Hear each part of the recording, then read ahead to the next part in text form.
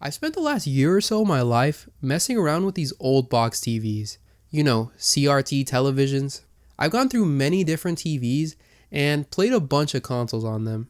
It's really given me an appreciation for how CRTs draw a game's image. So much so that I now believe CRTs are necessary for retro games. Well, when it comes to using the original hardware, and for certain types of games. More on that later. My CRT journey started circa 2022 when I got back into retro gaming. I wanted to play both NES and SNES games, but was aware of the pain it is to get them looking good on a modern TV. Everybody was recommending CRTs, so I really wanted to see what all the hype was about.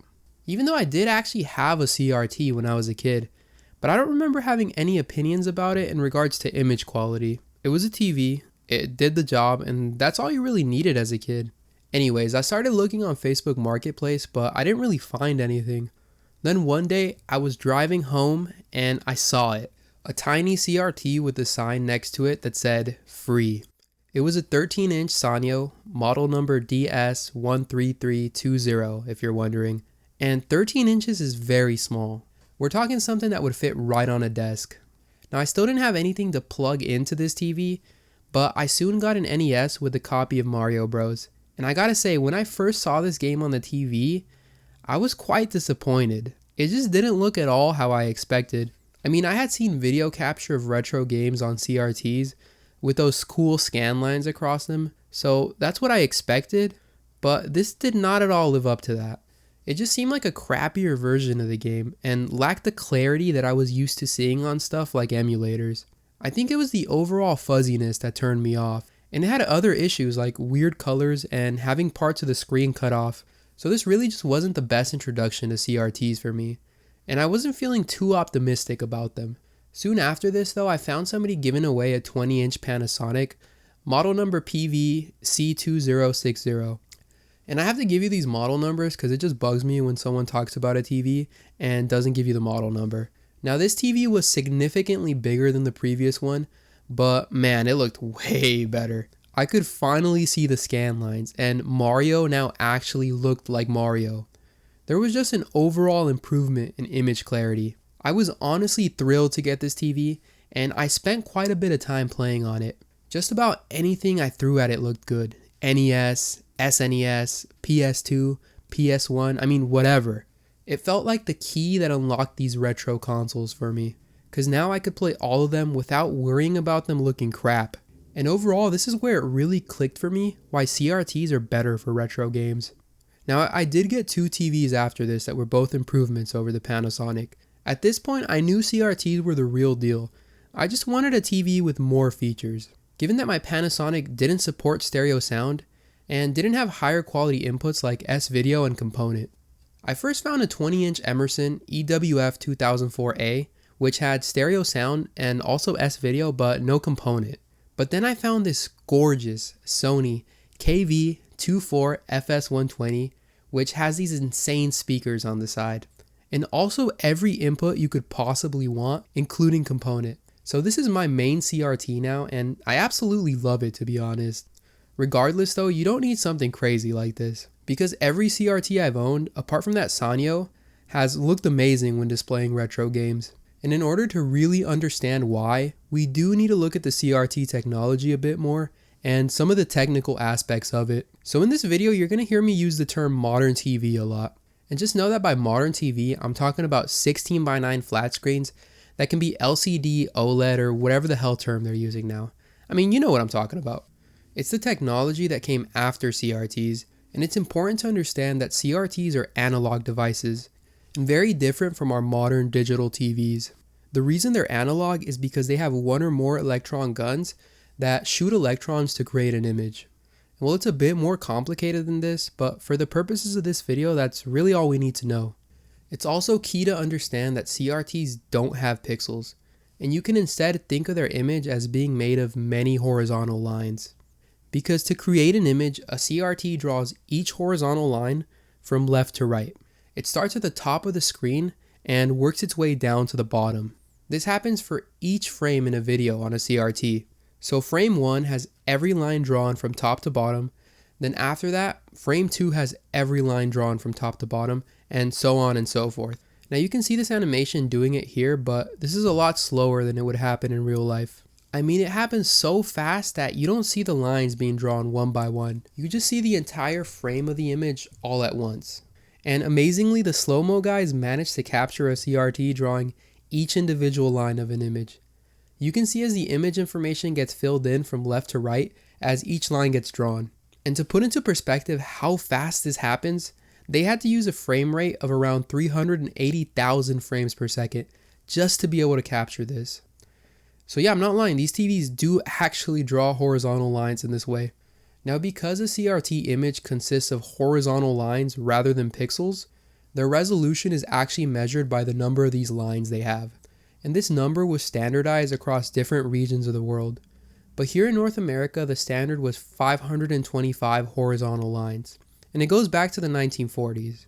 However, of these 525 lines, only about 480 of them were generally used to display content. And CRTs of this type that only use 480 of their 525 lines are called standard definition CRTs.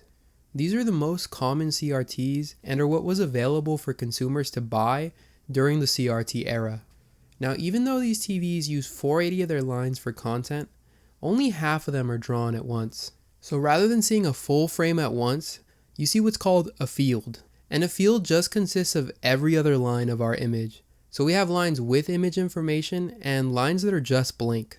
To illustrate this further, say we number the lines of our image 1 through 480. And say we're displaying a 60 FPS video. During the first frame of our video, the CRT will draw the odd lines of this frame. So lines 1, 3, 5, all the way to 479. And these odd lines together make up one field. Then, during the next frame, the even lines are drawn by our CRT. So lines 2, 4, 6, and so on. This is the next field and it comes in to fill the gaps of our previous one. Then in the next frame, the TV goes back to the odd field, and after that, back to the even field. And then it just alternates back and forth between the two. Although this happens fast enough that the two fields pretty much blend together and we perceive a full frame. That is to say, we don't see the blank lines that each field contains. Each field is on screen for a 60th of a second. So in a second, we see 60 of them, meaning that CRTs have a refresh rate of 60 Hz. Well, 59.94 Hz to be exact, but that doesn't really matter here. And we call this alternating of fields interlaced video, and it's how CRTs displayed most of their content. And the resolution 480i is specifically referring to 480 line content that's interlaced. It's the resolution of the standard definition CRTs. And it's different from 480p in that 480p shows you an entire frame at once. Now if you've only ever looked at modern TVs, then you've never really seen interlaced video before, because modern TVs don't do interlaced video. CRTs on the other hand are designed to display interlaced content. And the most defining characteristic of this content is that it appears to flicker due to the rapid swapping of fields. This is most noticeable in areas of small detail or at really close viewing distances. Although interlaced video was acceptable because of the fact that it becomes hard to notice once your eyes get used to it. If we set our camera to record a CRT at 60 FPS, we can actually capture the two distinct fields. If I pause our footage, we'll be stopped on an individual field, so we're able to see the blank lines that correspond to the other field. If I then advance the footage by a single frame, we can see those lines now have image information and the other lines have become blank. Now if we let the video play out but at a slower speed, the interlaced effect becomes very noticeable. But look what happens when I let the footage play at normal speed. Notice how everything just blends together and the video doesn't look as jumpy anymore. And those blank lines aren't noticeable anymore either. And this is why interlaced video works well and gives the illusion that we see a full frame at once. Here, let's make our own interlaced image, just to make sure we really understand the concept. We'll also use much larger lines just to make the effect more noticeable. First, we'll divide our image into two fields, one with our odd lines and one with our even lines. Then we can simulate interlaced video by rapidly swapping between the two fields. And if we swap between them 59.94 times in 1 second, we get the exact refresh rate that CRTs have. And you may be thinking, why the hell would you want to display your video like this? Would it not be simpler to just show an entire 480 line frame rather than just half of it? Well, yeah, it would actually, but the reason they didn't comes down to technology constraints at the time regarding broadcasting signals, as sending only half a frame at once doesn't require as much bandwidth as sending an entire frame. Alright, so we've established that the resolution 480i flickers because it's interlaced, but CRTs can also display content that doesn't flicker at all. This type of content is known as progressive, and it's probably what you're more familiar with, given that it's what modern TVs do exclusively. Although you can still send a 480i signal to a modern TV and get an image on the screen, because modern TVs take interlaced signals and remove the flicker from them. This is a process called deinterlacing, and it's done in many different ways. Also, that P you see at the end of your resolutions like 720p and 1080p actually stands for progressive and not pixels as some people believe. And you can just imagine how much more processing power it takes to display a progressive resolution as opposed to an interlaced one. But for the purposes of this video, we only care about one progressive resolution, 240p, because this is the only progressive resolution that standard definition CRTs can display. Yup, they can't do anything higher than this, not even 480p, despite the fact that they have the 480 horizontal lines necessary. And 240p was actually a clever way to get around the CRT's interlaced video. Because 240 is half of 480, we can display an entire 240p image using only half of the TV's lines.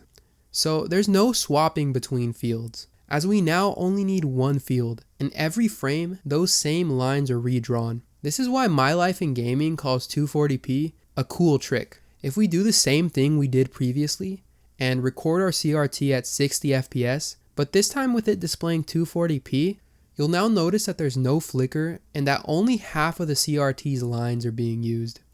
The other lines always stay blank, and they appear to be black lines that go across the screen horizontally. They're commonly referred to as scan lines, even though the actual scan lines are the ones that are being used to display the picture. However, in this video, I'm still going to call the blank lines scan lines, just because that's what people know them as. And also to bother the people that eagerly leave a Reddit comment mentioning this, if you so happen to make the mistake of uttering the phrase scan lines. Okay, and to be clear on the difference between 240p and 480i, here's a cool animation that shows the two resolutions. It also shows 480p, which in this case is just a 2x upscale of 240p. But notice that the 240p image does not flicker, and the blank lines are always in the same place, while the 480i image does flicker and the sets of blank lines alternate between each other. Also keep in mind that 480i here is very exaggerated and the flickering wouldn't be this noticeable on a CRT.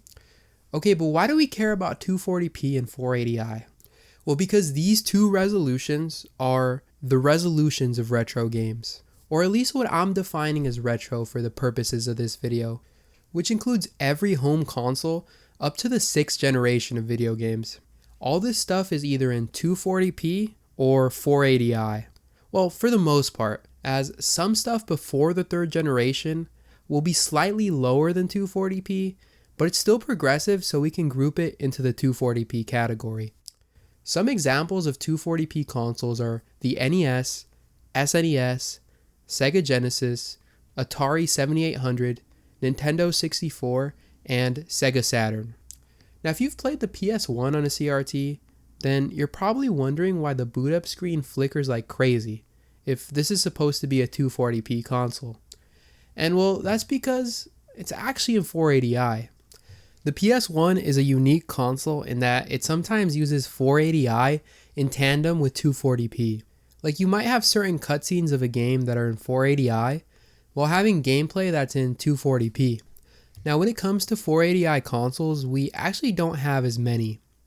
It's just the 6th generation consoles, the PS2, Xbox, Dreamcast, and GameCube. All of these will display in 480i when plugged into a CRT, and were largely designed for that type of TV. Once we get into the 7th generation though, is where the modern era begins. And there's one 7th gen console that's often called retro, the Nintendo Wii. probably because it wasn't yet HD and only supported resolutions of 480i and 480p. And we'll talk about the Wii later because it's a special case. We should also briefly go over the different types of CRTs that are out there. So far I've only mentioned standard definition CRTs, which are those that offer 480i as their highest resolution, but also natively support 240p. And they're usually in a 4:3 aspect ratio. For retro gaming, these are the TVs you want, in my opinion. Remember that I said retro games were made to be played on CRTs. Well, more specifically, they were made to be played on standard definition CRTs, because these were the most common CRTs out there. The TVs that your average consumer could go to Walmart and buy. I mean, these things were produced for decades, given that the 525 line standard started in 1941. And chances are, if you find a CRT out there today, it's going to be a standard definition CRT. There's also such thing as an HD CRT, which is one that supports resolutions higher than 480i, usually up to 1080i. Many of them can also be found in widescreen, but they're nowhere near as common as standard def CRTs, given that they weren't produced for as many years. Now these things are pretty cool and worthy of their own video entirely, but they're not so good for retro gaming because they process game signals digitally, pretty similar to how a modern TV will, which often results in a noticeable amount of input lag. They largely have issues with accurately displaying 240p games, as there's no scan lines to be seen with them. Also, you can be sure you have an HD CRT if it has an HDMI port, as you won't find that on regular CRTs. Then we get into professional video monitors and broadcast video monitors. These are professional level CRTs that were used in radio stations, TV stations, or even hospitals. Ones that were built with very high quality materials, given that they had to be on pretty much all day. They also weren't available to the average consumer. You couldn't just go into Walmart and buy one. In contrast to HD CRTs, PVMs are great for retro games, given that most of them handle 240p correctly and won't introduce any input lag, because a lot of them are also in standard definition, capping out at 480i. However, games on them do look different to how they look on a regular CRT. It isn't necessarily better or worse in my opinion, it's just different. Part of it comes from the fact that scan lines seem to work completely differently on these displays. The biggest downside with PVMs though is just how hard they are to find, and expensive.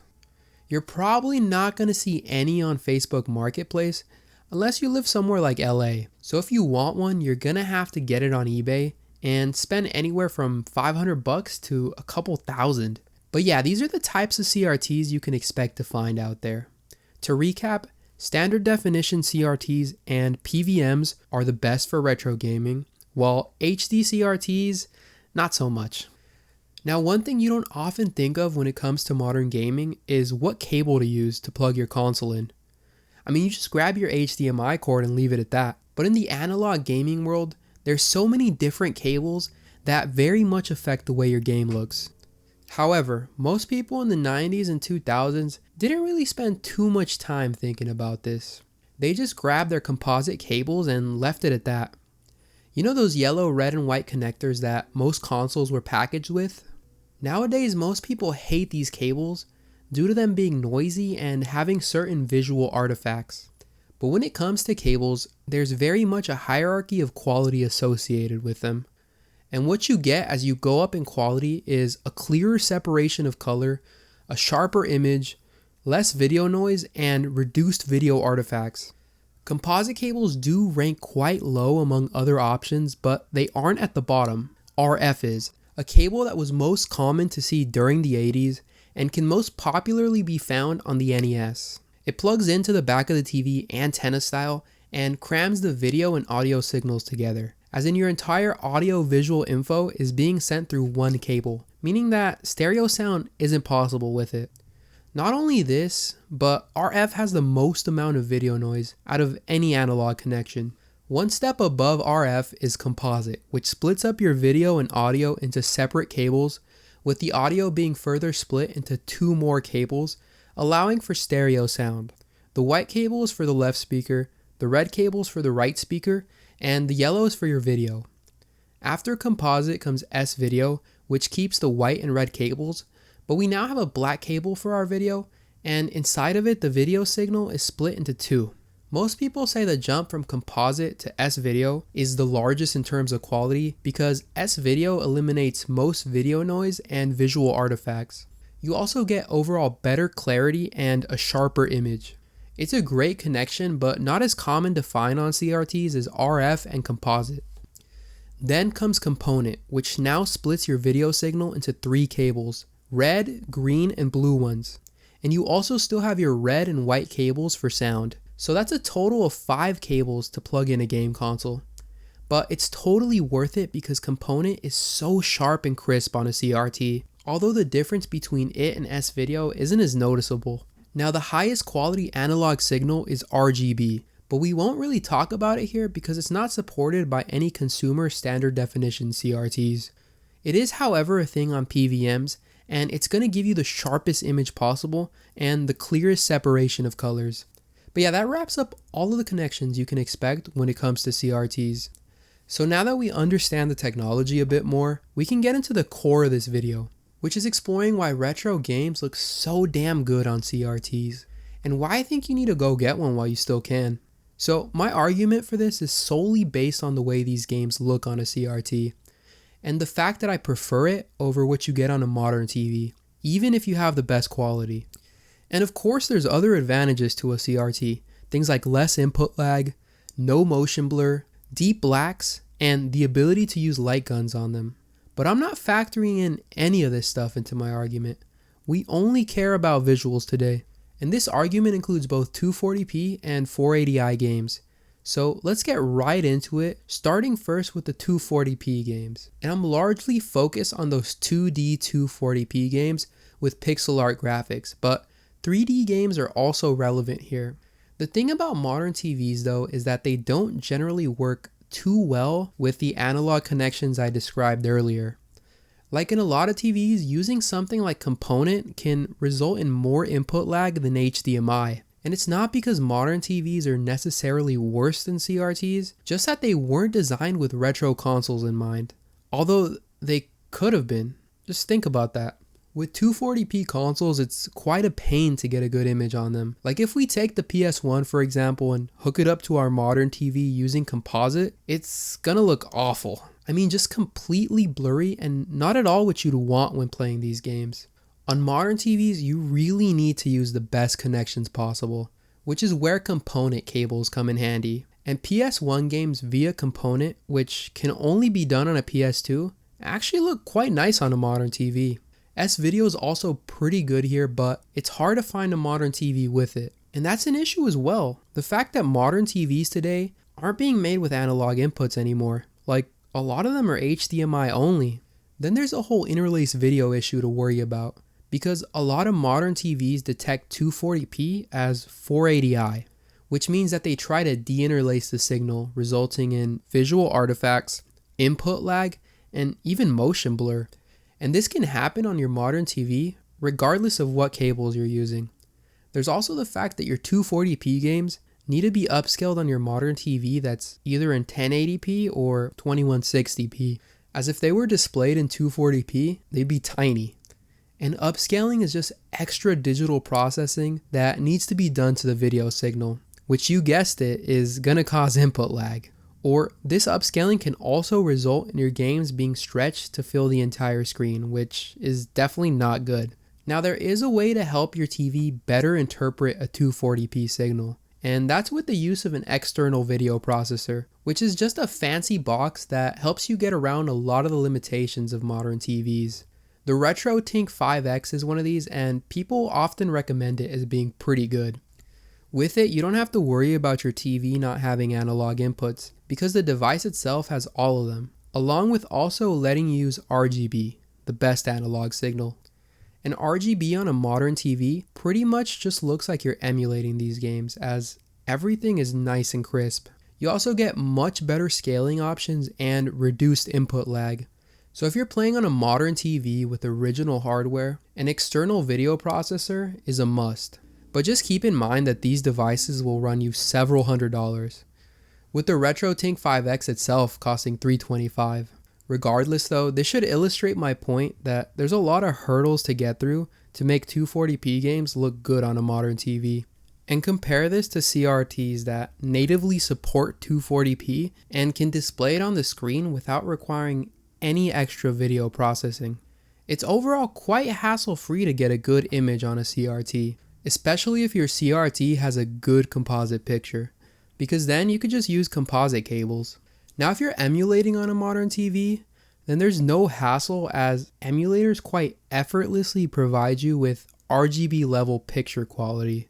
And let's talk about what people generally consider the best 240p picture on a modern TV. It's a look that I'm going to refer to as the raw pixel look, because every individual pixel is distinguishable and there's a clear separation of color between them, as in no colors blend with each other or appear smudged.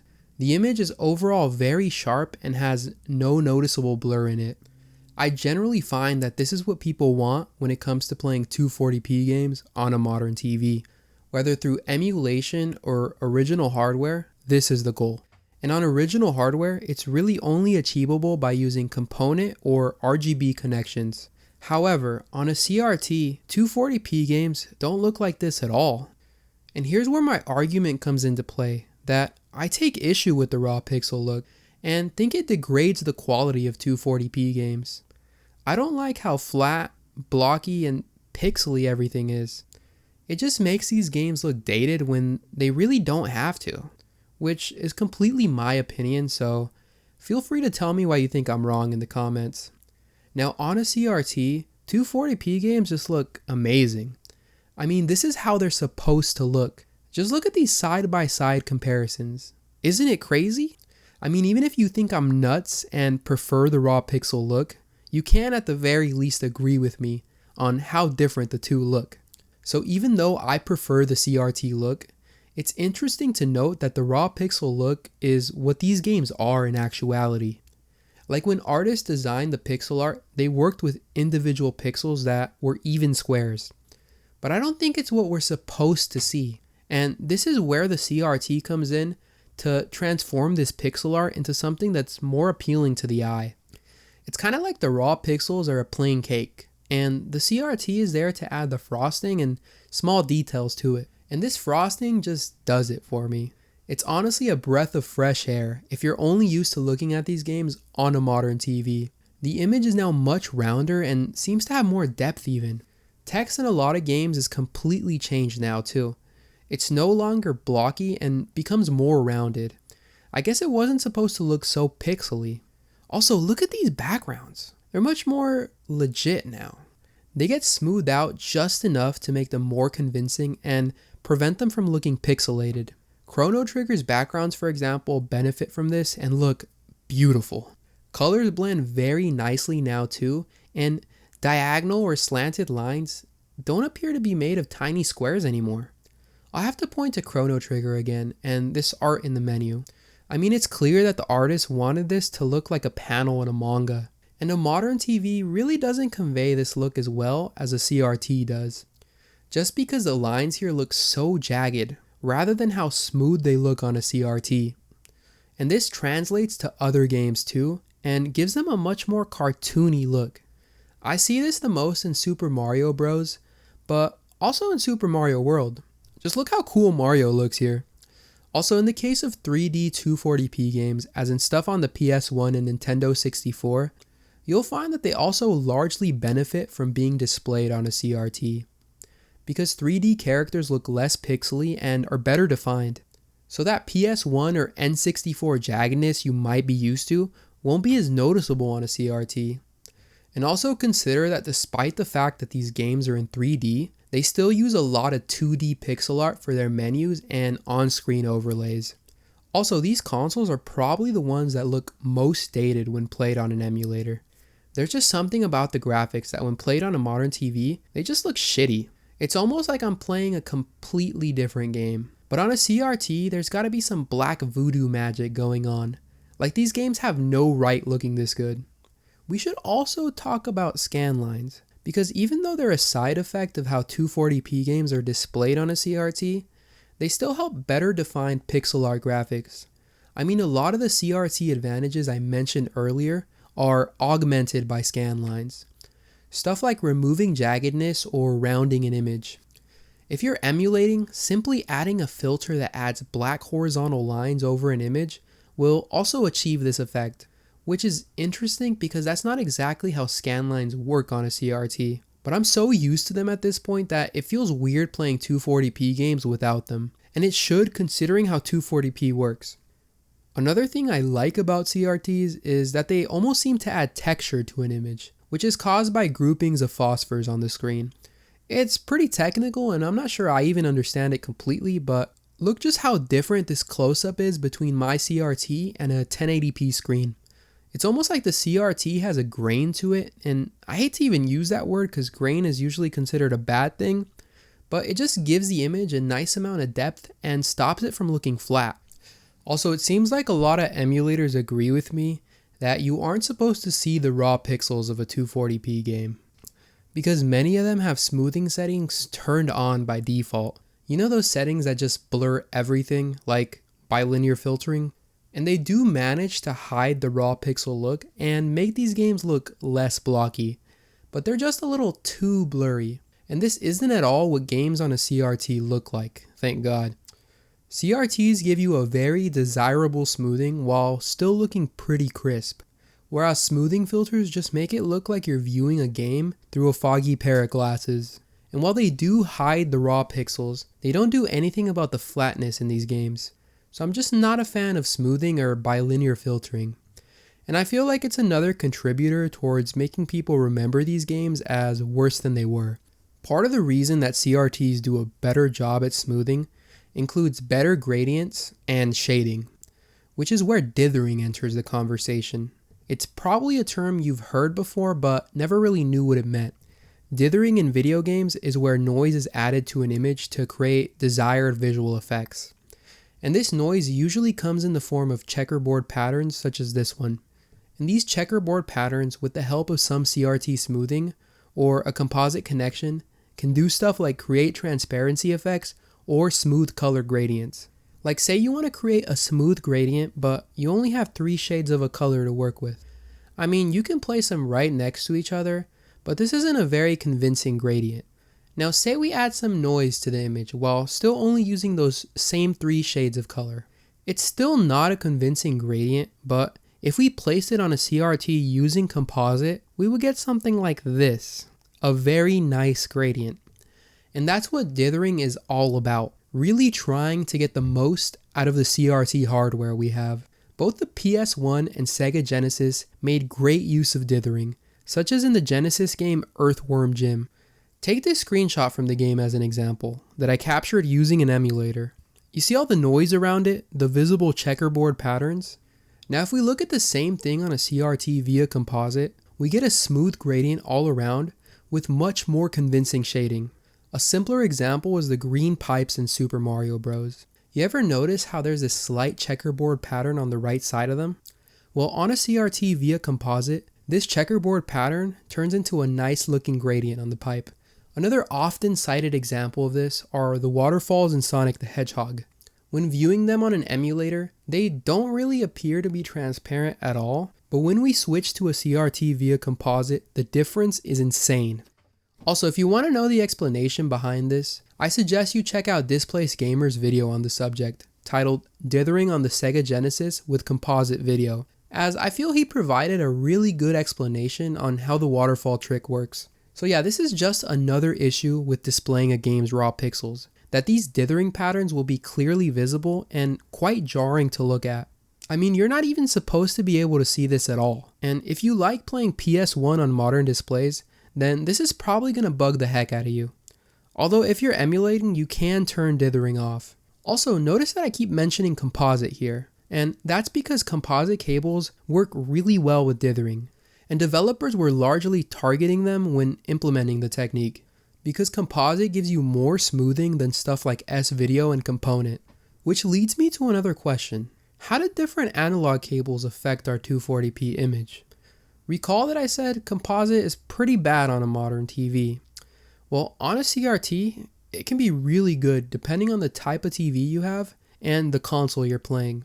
I do find though that even on CRTs, composite gets a lot of hate, and part of it's justified, as it has more video noise and just isn't as sharp as higher quality connections. It can also make small text in certain games harder to make out, although this isn't really an issue in 99% of 240p games, as the developers knew not to make the text too small. One example I can think of where it is an issue though is in Gran Turismo on the PS1. When you look at a car's description, the text is pretty small and not as legible if you're using composite. The biggest issue with composite in my opinion though is that it can create distracting video artifacts, and the most prevalent of these happens in a lot of NES games.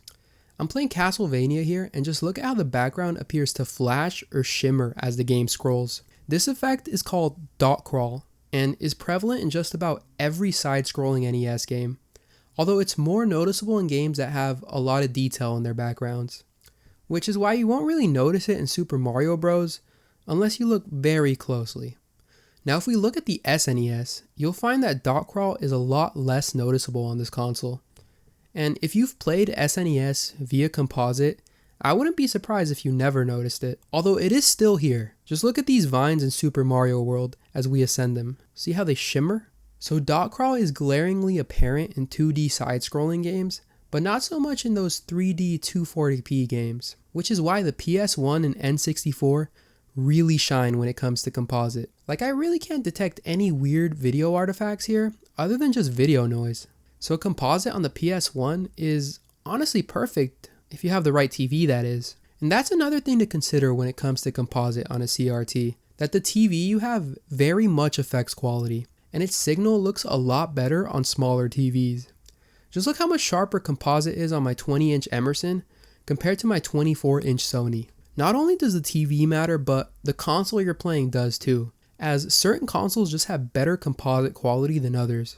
The SNES, for example, has one of the best composite signals, and I really don't mind playing it, even on my 24-inch Sony. We also have to consider what I mentioned earlier, that composite and dithering go hand in hand, and this signal really allows those checkerboarding patterns to be nicely blended and completely invisible to the eye. Whereas if we move up in quality, the checkerboarding becomes more apparent. And we also get closer to that raw pixel look, although it isn't completely achievable on a CRT, even if you're using component. And let's talk about these higher quality video connections, namely S-Video and component, which are only supported by certain CRTs. They do generally become easier to find as you move up in size. I'm grouping S-Video and component together because the difference between them isn't very large. But once you upgrade from composite to at least S-Video, you'll notice that all the pesky video noise and visual artifacts are completely eliminated. You also get a much clearer image with a reduced amount of smoothing. In terms of component though, just think of it as being slightly sharper than S-Video. I even heard someone say that if you have an index that measures quality from 1 to 100, then composite can be thought of as 50, while S-Video is 90 and component is 100. I mean, I'm biased, but I'd probably put composite at 70 while keeping S-Video and component where they are. However, your picture quality will depend on the size of your TV, as bigger CRTs generally have worse composite signals. So I think that the people that hate composite are probably viewing it on a 27-inch or larger. Now some people even claim that S-Video and component are a little too sharp for them, because they feel that composite rounds pixel art much better, and that with higher quality connections, you start to get more of that blocky appearance. And composite does round images better. I'll again point to this art in Chrono Trigger. On the left we have composite, while on the right we have component. The composite version of it definitely has lines that are smoother and closer to that manga appearance, while the component image is a little bit more blocky, but it's nowhere near to the raw pixel look. So composite does have the higher quality connections beat here. Another downside with these connections though is that the dithering patterns start to become more apparent. The checkerboarding will be more visible, and you really won't get that blending you would on composite. So we can say that each connection has its own advantages. S-Video and component are a tiny bit more blocky, but just so damn sharp, while composite rounds pixel art better and works well with dithering, but does have pretty bad visual artifacts. In my opinion though, I really don't mind composite, even on my 24-inch Sony that doesn't have the best composite quality. I think it's a perfectly acceptable way to play 240p games on a CRT. But at the same time, I do recognize that S-Video and Component just provide a level of crispness that's really nice to have. And I don't think they make the games look too blocky because they're still on a CRT, and the raw pixel look isn't really achievable on these TVs. So every video connection is fine for 240p games and will make these games look as intended. So up until now, I've really only given my opinion on how 240p games should be displayed, but there's also the question of what the developer's opinion was. Like, did they think that pixel art should only ever be viewed on a CRT? Furthermore, did they think that if you were on a CRT that you should only use composite? And also, did they think that you should never, under any circumstances, be able to see a game's raw pixels?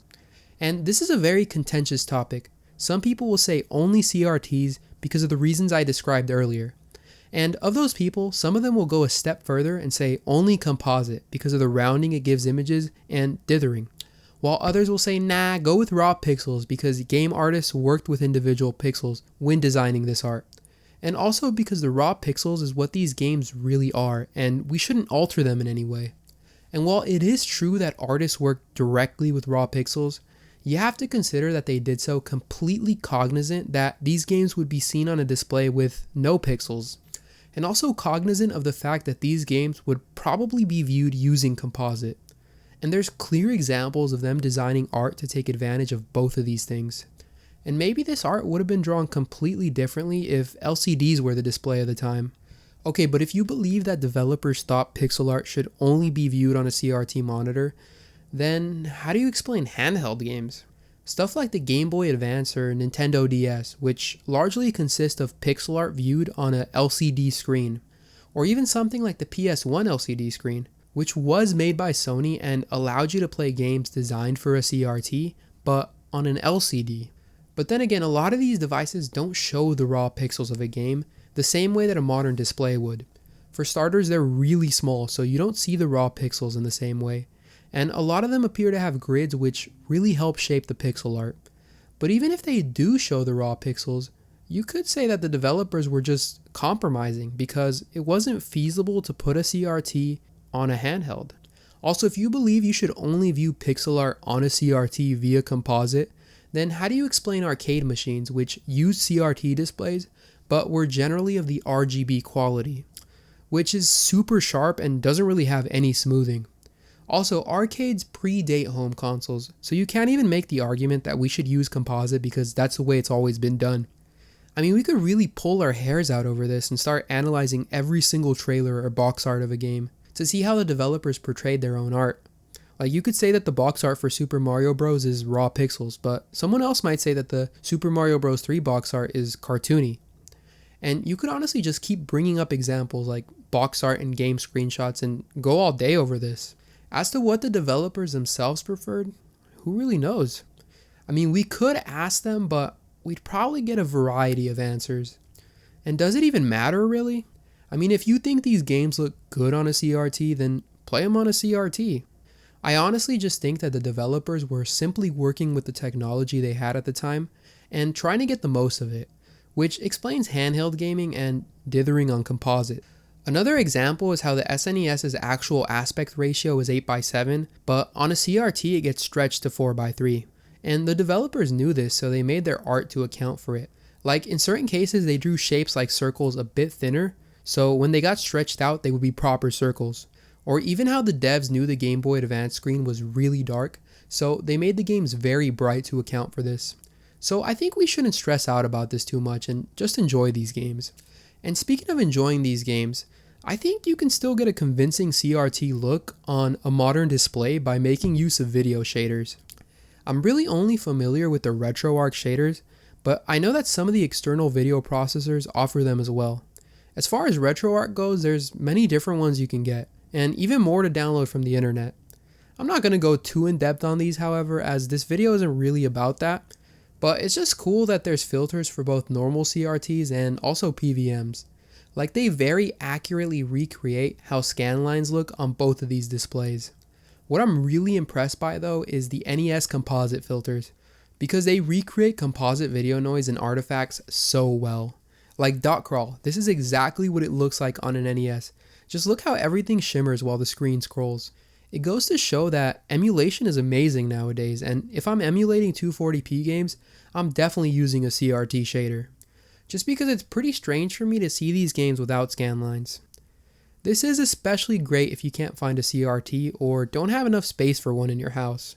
So in conclusion on 240p games, I think they're amazing on a CRT, and you'll be surprised on how good you can get them looking, especially if you have a TV with all the inputs, just because that gives you the most control over how sharp you want your games to be.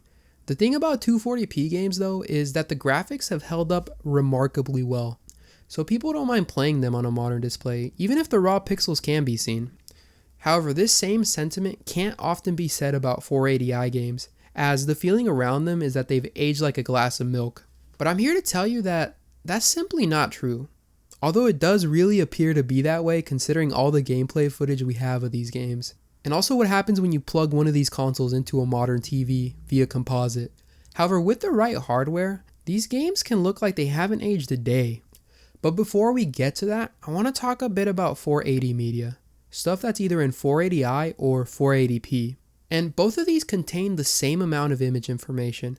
The only difference is that 480i is interlaced and flickers on a CRT, while on a modern display, 480i needs to be deinterlaced to prevent flickering. But this deinterlacing can result in video artifacts and motion blur that pretty much renders 480i inferior to 480p. However, on a CRT, 480i has none of these visual artifacts or motion blur and just looks completely fine. DVDs are a good example of 480i content, and have you ever watched one on a big modern TV? Looks pretty bad, right?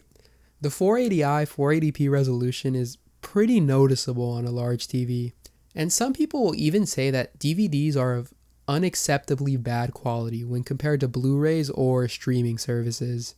And I don't necessarily agree. I mean, I think DVDs are fine, to be honest, but it is true that 480i or 480p is a pretty low resolution on a modern display. But on a CRT, it's completely acceptable because the image in general just looks way better. Nowhere near as soft, and a lot of the graininess isn't really noticeable. When watching DVDs on one, it's hard to believe that it's even 480i. Like, even if you press your face right up to the TV, it doesn't look like a low resolution. I've even put the same movie on both my CRT and modern TV, using DVD on the CRT and Blu-ray on the modern TV. And I was surprised by how decent the CRT picture is. Like, it's hard to really find anything wrong with it. And don't get me wrong, Blu-ray is objectively better. Smaller details on it are just going to be crisper and easier to make out.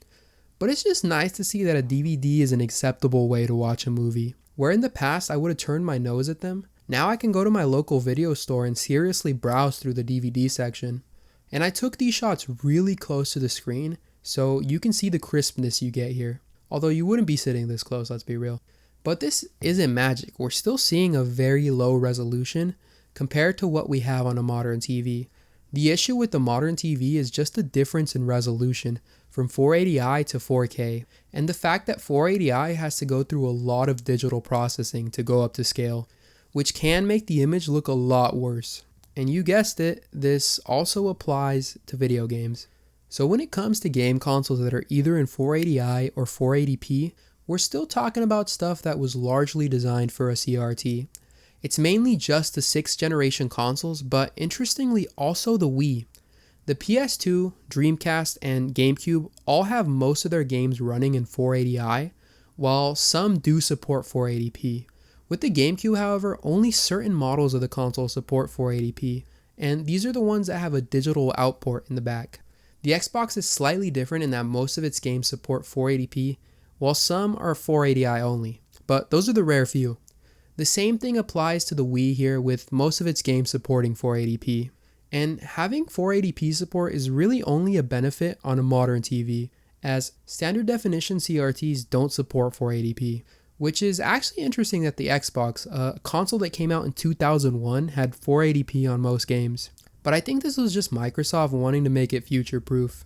But when it comes to this topic, a lot of people will say that if a game supports 480p, then you should play it on a modern TV. And if it doesn't, then on a CRT, because 480i looks really bad on a modern TV, and 480p is a big improvement. Other people will go even further and tell you that every game on these consoles should be played on a modern TV, that CRTs are best for 240p content, and that anything newer than that needs to be played on a modern display, or even an HD CRT. And this reasoning might stem from a hate towards interlaced video, because online I see a lot of people complaining about how it's too flickery for them. And I want to say this straight off the bat, while interlaced video is bad on a modern TV, it's good on a CRT.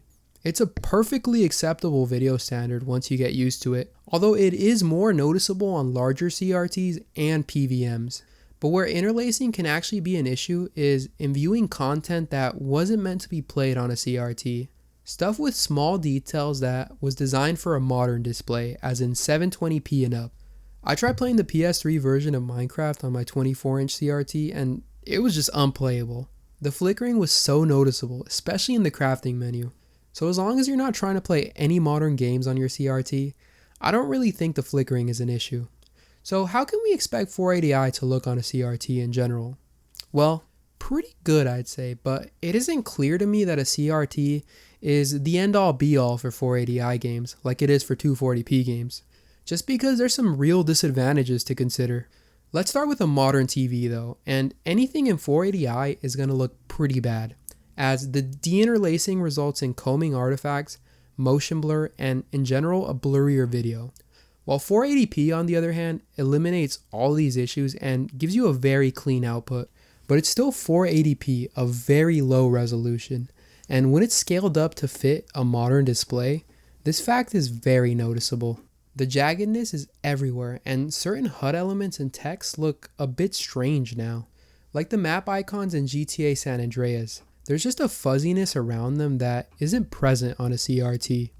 And this should highlight an interesting thing about the PS2, the fact that it still relied on pixel art graphics, but you didn't see the raw pixels because it had its own built-in bilinear filtering to smooth them out. One example of this is the flaming background in the menu of God of War. Did you know that these flames are made up of individual pixels? The PS2 emulator PCSX2 actually allows us to turn off bilinear filtering and reveals the raw pixels. Just look how strange the game looks now. And even though the PS2 has this internal smoothing, its graphics still largely benefited from being on a CRT, as I feel like a lot of the pixel art just looks very normal on one, whereas on a modern display the pixel art looks strange, despite the smoothing still being there. And with the CRT, having a low resolution isn't really an issue anymore, as the jaggedness just isn't as noticeable. Like whenever I see Kratos' character model in God of War on a modern display, he just looks kind of pixelated, but on a CRT those jagged edges get smoothed out really nicely and you get a more pleasing result. Now I'm not saying that there's going to be no jaggedness on these games on a CRT. It's still there, but it's just less noticeable. And issues like this become more noticeable on larger modern TVs, of course. Not so much with the CRT though, because even a bigger TV still nicely smooths hard edges. But there is one big issue with CRTs.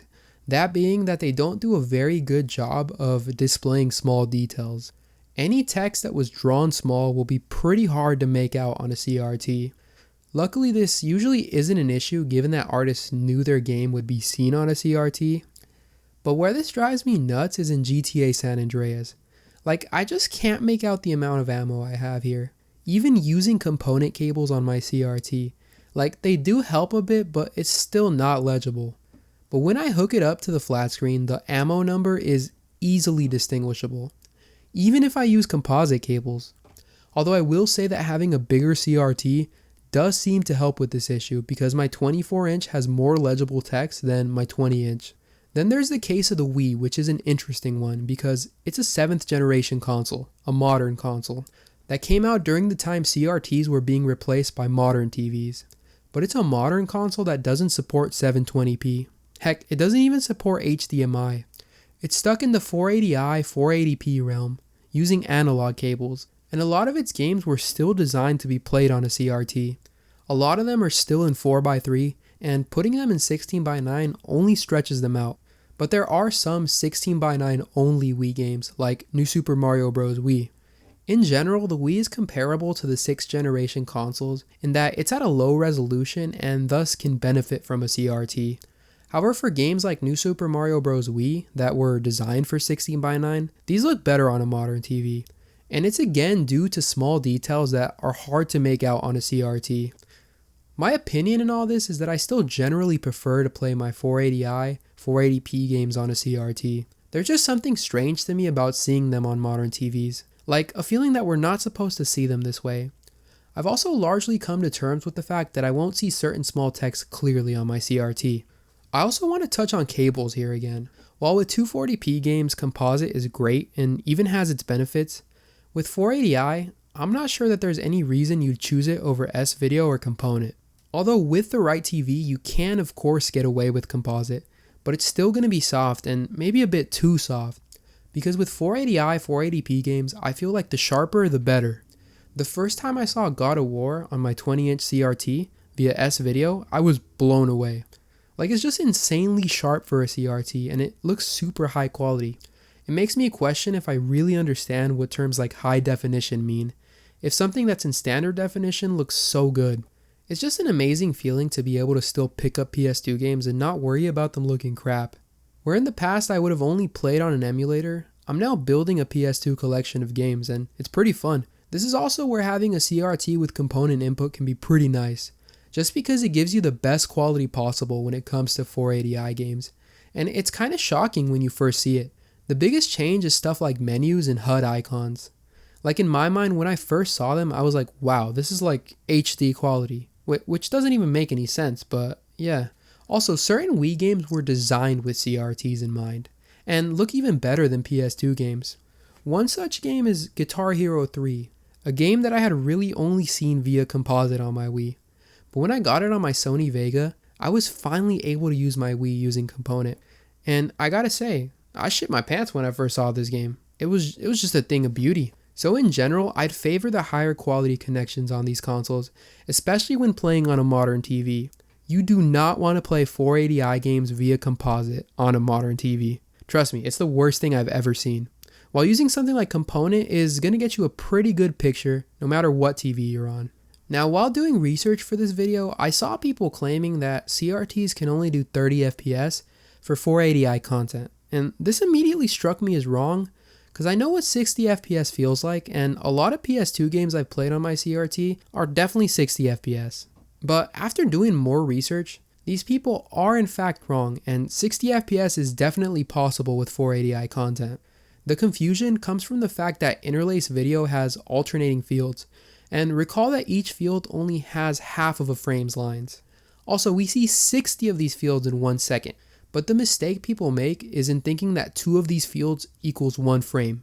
And by that logic, having 60 fields in a second, with every 2 of them equaling 1 frame, leaves us with 30 frames in that second. But that's wrong. Each field should actually be thought of as its own frame, because the next field will have the image information for the next frame. And by this logic, we correctly end up at 60 frames per second. And this is where the terms 60p and 60i come in, which are terms to describe frame rates. 60p refers to 60 full frames per second, while 60i refers to 60 fields per second, or half frames. And in the case of gaming, 60i and 60p are pretty much identical.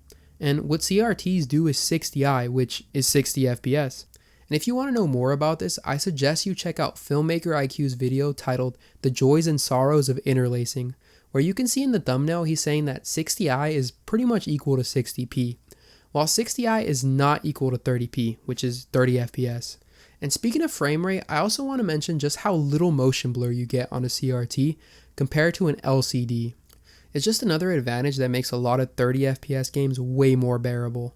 But anyways, I just had to mention all this because there's a lot of confusion online, and I want everybody to be clear that 60 FPS gaming is possible on a CRT. So we've mentioned playing on the original hardware, but emulators are also something that we should consider because they give us a lot of options when it comes to our picture.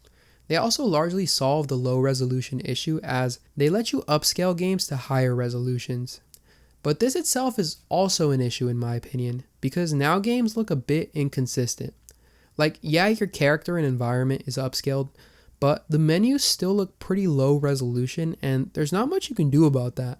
Also, I feel that upscaling, while astonishing, does make these games look weird. Like, I don't think we're supposed to see them this way. GTA 3, for example, just looks legit on a CRT. Like, I'm not exactly sure what it is, but everything is just nice and consistent and it's believable. But when you upscale it on an emulator, it's just like the magic is gone and it looks fake and dated. I also find it jarring on emulators when you're playing a game and got it nice and upscaled and then an FMV cutscene comes in and it just looks shit. Like, what is this, bro? Which obviously isn't an issue on a CRT. We get consistency all the way through. Nothing is ever visually jarring and you won't have to deal with any of the annoying video glitches you often get on emulators. Although I do appreciate just how many video options an emulator like PCSX2 has. Like, it even lets you pick which deinterlacing method you want. And you can also turn off bilinear filtering to see sharp pixels, which is honestly not something you should ever do, but it's cool that you can. And I do in the future want to make a state of PS2 emulation where I really go into PCSX2 and all of its options, so be on the lookout for that one. I think emulation is a really good thing when playing on a modern display, and it definitely has its advantages over a CRT. My overall opinion on 480i, 480p games is that both a modern display and CRT are acceptable ways to play them. While I personally prefer the CRT for the consistency and overall image quality, the modern TV is also up there as it offers insane clarity on small details. So as you can tell by this very long video, I've definitely fallen in love with these TVs. I'm a guy that just likes old tech and CRTs scratch a certain itch for me. I mean, they're amazing pieces of technology that modern TVs don't have fully beat in every category because they just handle old consoles in a way that's superior. That's the thing about them. They're pretty much made for retro gaming. So I suggest you get one while you still can. Look on yard sales, Facebook Marketplace, ask your friends. I mean, whatever you do, just avoid eBay. It really sucks. But with that said, I do want to thank everybody for watching this video if you made it through the end, because I know this is a very long one. Thank you, everybody.